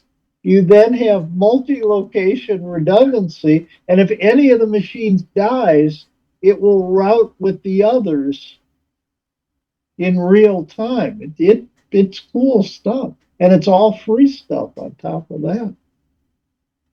What does it require for storage requirement for when doing this? Does it keep a physical image on 2 other machines then? It's keeping images across. Now, for storage stuff, you're probably going to run a NAS, and you're going to attach from Proxmox. Probably running TrueNAS is the cleanest way to do it. And to your storage array stuff. But it's really cool stuff. Be aware though, because before he figured out that you needed to do this with 3 machines, he tried doing it with 2. He shut down, restarted, and all the data was gone. Completely. Okay. You have to use that function, there has to be 3 machines, not 2. So all the VMs he had set up were just gone. Wow. Okay. And there's no good warning about it. It says it evidently in the documentation, but there's no great warning to it. So for that redundant function, you have to have a minimum of 3 machines, and you can have as many as 50. I don't know why, but you could have 50 machines running redundant. Does it have to run on separate machines, or does it run on separate cores of more than one machine? You can run multiple instances of Proxmox on the same machine, each separate from each other. Okay. I don't know why you'd do that. You'd be sapping quite a bit of power to do that. And what's the point of redundancy on the same machine? Well, if you needed the minimum of 3 and you only had 2 machines that were operating, that would give you your minimum of 3, so you didn't lose everything. Or in his case, he likes to do testing. Yeah. And for testing, it's fine as a way to do the testing. Yeah. But yeah, you can definitely do that. It's cool stuff. By the way, I don't know if you noticed, you've had Android under Windows, the Android subsystem. Amazon's now backed out of that.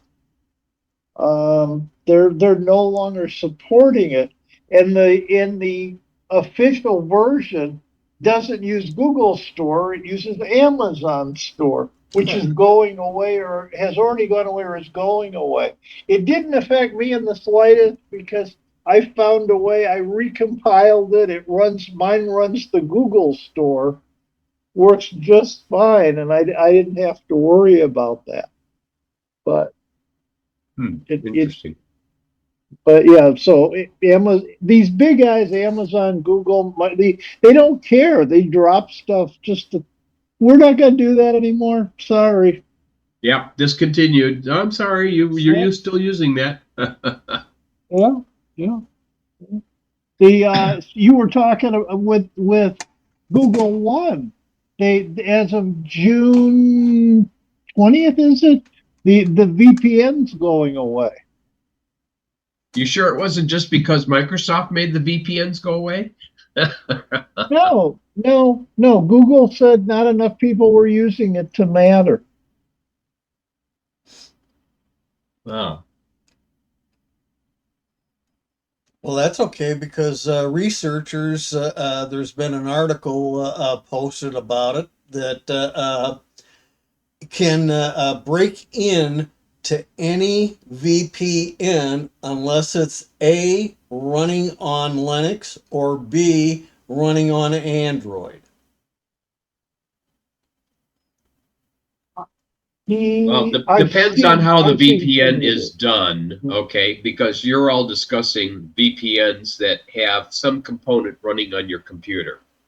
The VPNs that I used to use were set up between two industrial machines like Sun servers, and the VPN connection was between those two entities, and they did the mapping, or they were done with this like a Cisco multi-level switch that was connected via VPN to a remote entity.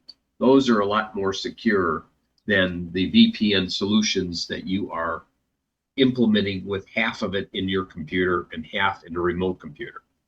Well, isn't remote access VPN? Not always. Oh, really? Doesn't have to be a VPN.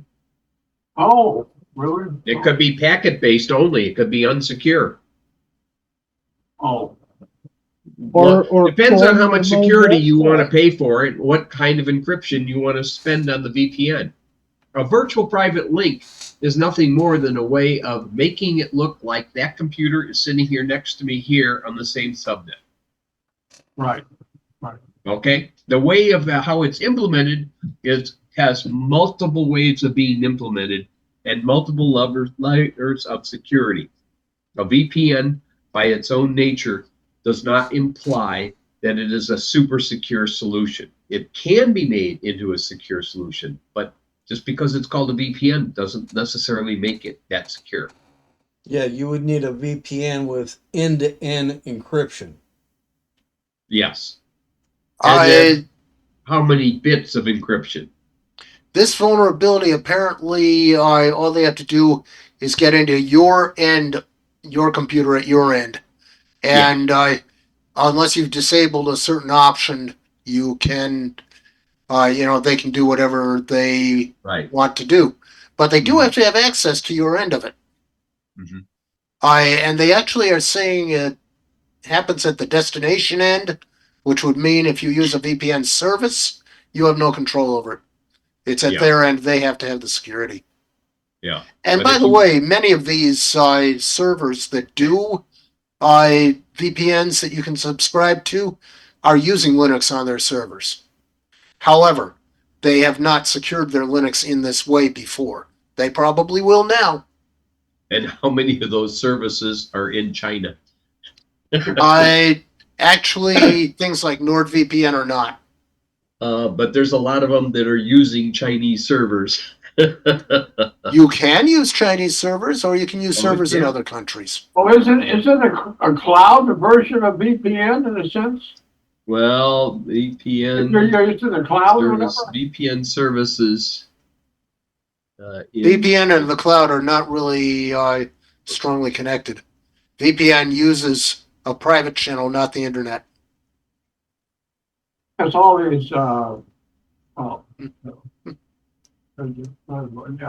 all the tax services and all that, they're all, using the cloud now. Yeah, that's it. That's the cloud.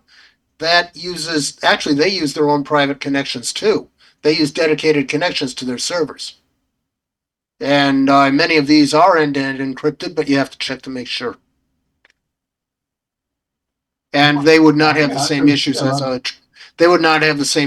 a general purpose VPN. Yeah, because they're sending financial data back and forth. That has to be done securely.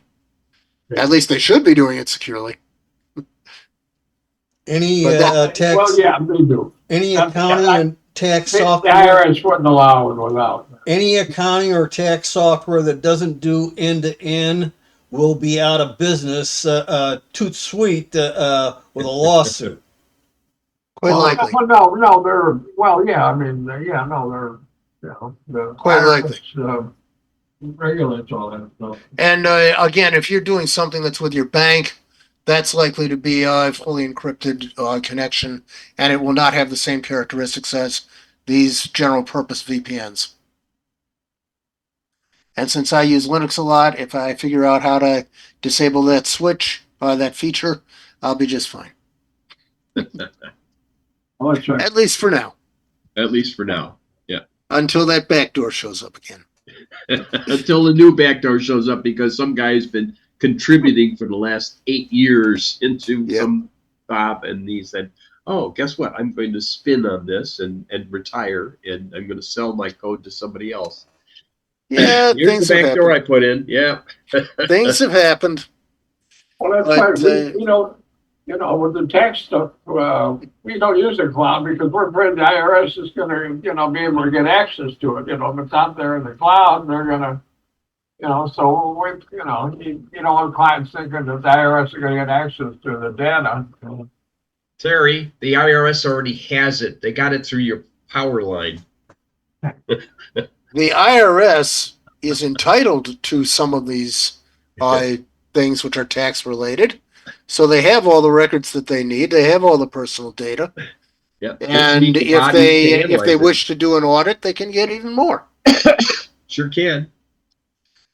That's Yes, Sid, specific. That's specific to that kind of stuff. Well, that's why we don't use the cloud because we, want to keep everything in house. It may be a little bit more reassuring to your clients. Yeah, you had your hand raised, Sid?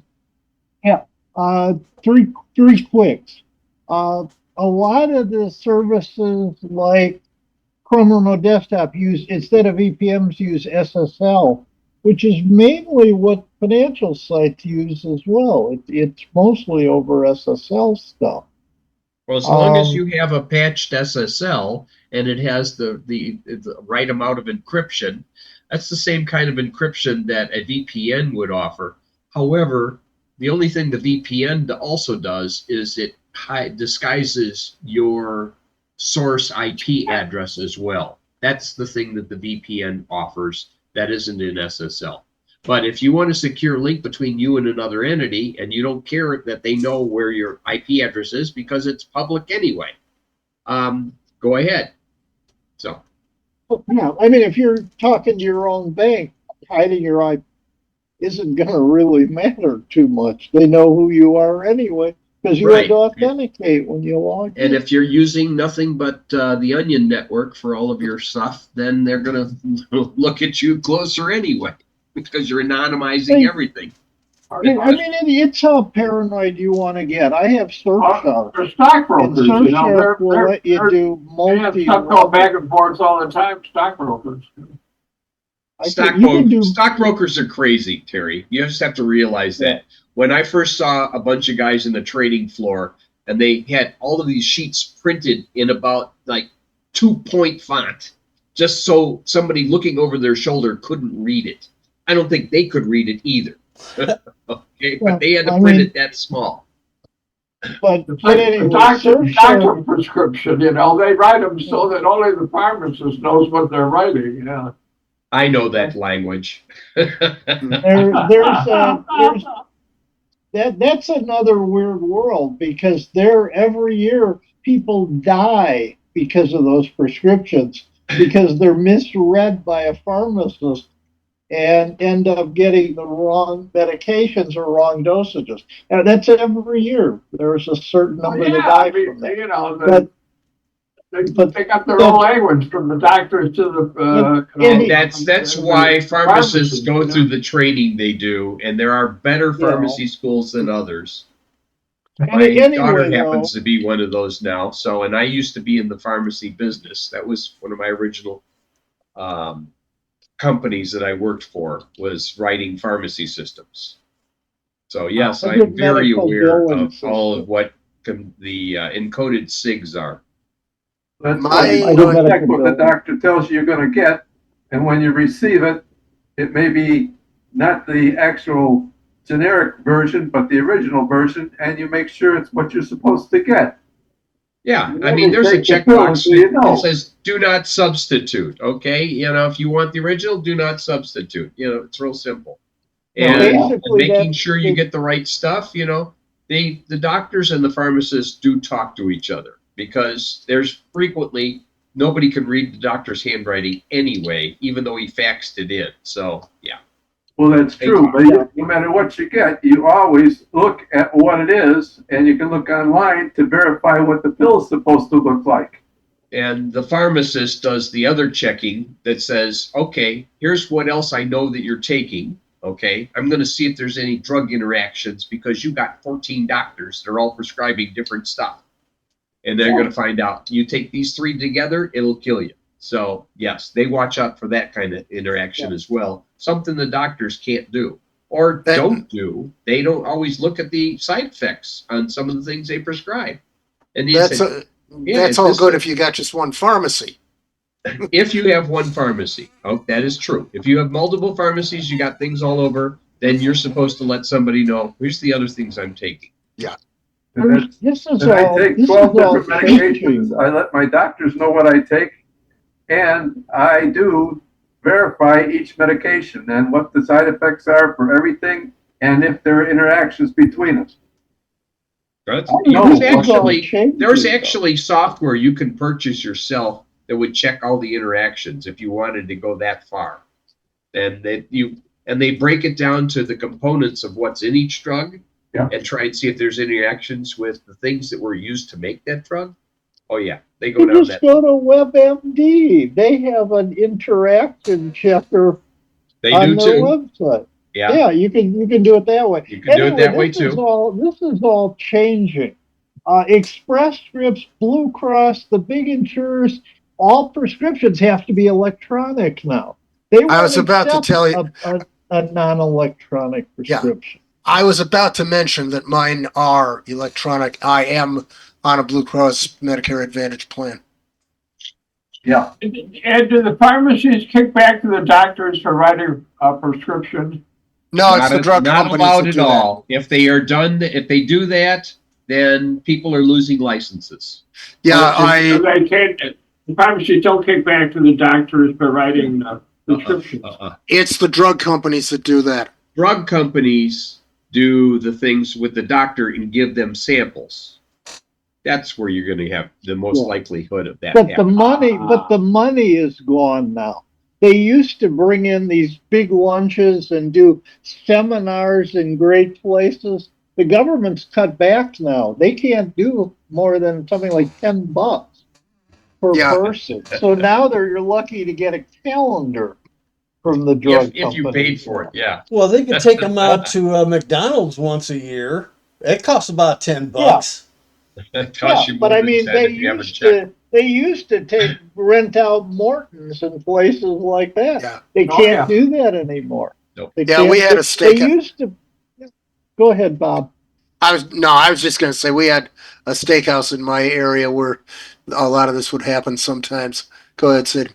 They used Yeah. to put up tents at Ravinia where they'd have seminars and then watch the concert and have catered meals as part of it. Oh yeah. The new rules don't, and they would do cruises too with that kind of stuff. They can't do that anymore. There's still It's money. no It longer depends allowed. on the drugs Oh, yeah. Well, they send out and which direct ones they mailers get you on those prescribed things, on. too, Because, if you're on Xarelto or Eliquis, you know how much those things cost. They're horrible. You'll be in the donut hole before you know it. Yeah, I mean, that's like $1,500 a fill. that's it. I mean, I've got prescriptions higher than that, but Well, no, I'm just saying the Ozempic, Eliquis. I'm Ozempic. not talking something like Adempus. Adempus is $14,375 a fill for 30 days. Yeah, that's an expensive one. I mean, my first cig is $2,400 for 3 months. Yeah, and there's no reason why it should be as expensive as it is because it's getting sold a whole lot cheaper in other countries. Well, It is. according to stuff I've read, Medicare will be able to start doing negotiations. The first 10 contains Farxiga, but it won't take effect until 2026 sometime. And Yeah. the pharmaceutical companies are fighting it tooth and nail all the way. Oh, they sure will because this is their gravy right here. Right. Well, look at the cost of retirement homes, you know, 10,000 a month or whatever, you know, I mean, you know, it's. Well, you know where that comes out of. That comes out of your pocket. Sometimes you can cut down. You know, some people have long-term care and other stuff. Well, if Yeah. you look real carefully at state your has, Medicare plans, some kind you'll of see program what's too. covered, what's not. You got can so also, many days. yeah, you can also buy into a progressive care community, and that'll help to cut down the cost a little bit. In fact, considerably. What did you say, Bob? What you One call of it? By progressive care communities. Was that what they're called, progressive care communities? Yeah, there's a few around my neck of the woods, but not enough. Yes, I'm yeah. on a very one of lonely. the- We one have of in the Illinois wi- here. Well, the big one in Illinois, and it's in Schaumburg, was called Friendship Village. Right. Guess what Um, happened to them? They went bankrupt. They've been taken over now. The company that's taken them over has done away with entry fees and won't sell. It's only rental now. They say that's the only model that works.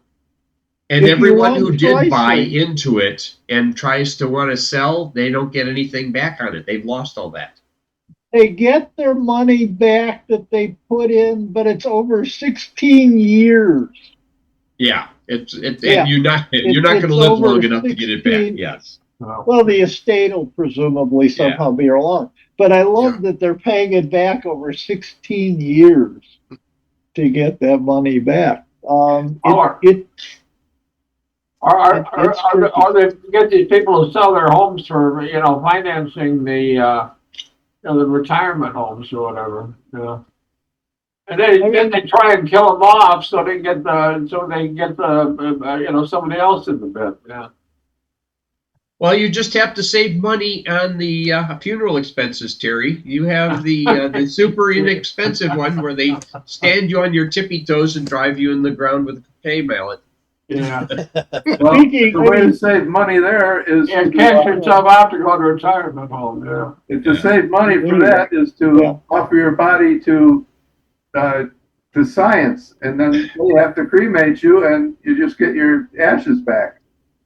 Or if you're a Jewish guy, there's no cremation, so it's not an option. But hey, Okay.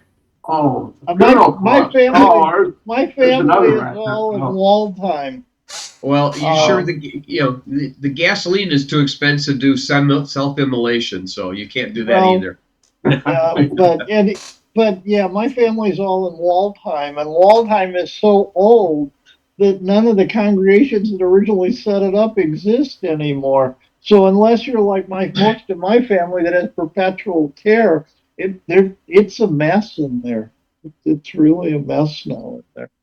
Well, if Kinda you think sad. it's all safe in some place like Shalom, I believe my dad's cousin's father, and his name was Kleinschmidt, who was supposed to be buried on the Rand Hill side, may have actually gotten buried on the Shalom side, and I'm sure he was on the wrong side in World War II. But he might be buried in the Shalom side, yes. Yeah, otherwise you do it like the Catholic cemeteries where you put the stones in the ground so they can just mow over the whole thing at one time. But it makes it hard to find a plot. Oh, yes. You got to have a map, and you got to pay extra for that. Yeah. One more topic suggestion for you. Okay. Is Olama. Olama. Ollama. I've been running it for about 5 months now.